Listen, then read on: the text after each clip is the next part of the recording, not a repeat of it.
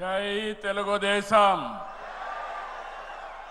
జై తెలుగుదేశం జై తెలుగుదేశం జోహార్ ఎన్టీఆర్ జోహార్ ఎన్టీఆర్ జోహార్ ఎన్టీఆర్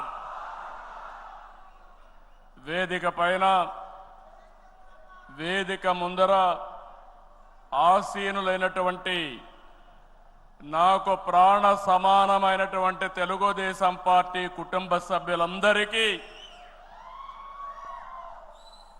స్వాగతం సుస్వాగతం.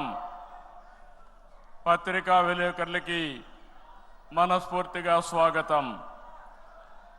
దేశంలో అనేక రాజకీయ పార్టీలు ఉన్నాయి, కానీ మహానాడుల వేలాది మంది ప్రతినిధులతో మంచి చెడులు విధానాలు ఆలోచనలు చర్చించుకునే ఏకైక పార్టీ తెలుగుదేశం.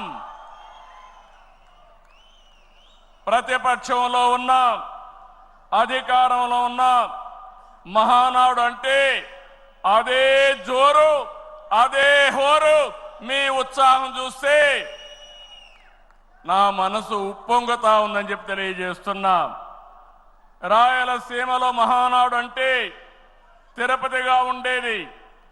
ఇప్పుడు తొలిసారి దేవుని కడపలో, అది కూడా కూటమి ప్రభుత్వం ఏర్పాటైన తర్వాత తొలి మహానాడు కడపలో ఏర్పాటు చేసుకుంటున్నాం. ఈరోజు కడప గడ్డపై జరుగుతున్న ఈ మహానాడు చూస్తే ఎన్నికలై ఏడాది జరుగుతున్నా మీలో ఆ కసి, ఉత్సాహం, ఉద్వేగం ఏమాత్రం తగ్గలేదు. నేను చాలా మహానాడు చూశాను. దగ్గర మనం చూస్తే 34 మహానాడులు మనం జరుపుకున్నాం. 2 మహానాడులు డిజిటల్గా జరిగాయి. అయితే ఈసారి కడపలో, దేవుని గడపలో జరిగే మహానాడు ఒక చరిత్ర సృష్టించబోతుంది. సువర్ణాక్షరాలతో ఆంధ్రదేశ రాష్ట్ర ఆర్థిక పరిస్థితి ఒక దశ దిశ నిర్దేశిస్తుందని చెప్పి తెలియజేసుకున్నా. ఈరోజు చల్లని వాతావరణం. అన్ని మహానాడులంటే చాలా వేడివేడిగా ఉండేది, ఎండలు ఎక్కువ ఉండేటివి.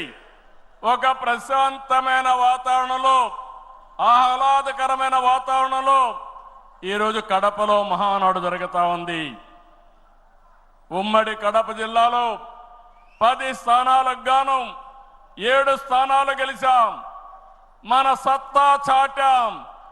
ఈసారి ఇంకొంచెం కష్టపడితే 10కి 10 మనమే స్వీప్ చేస్తాం.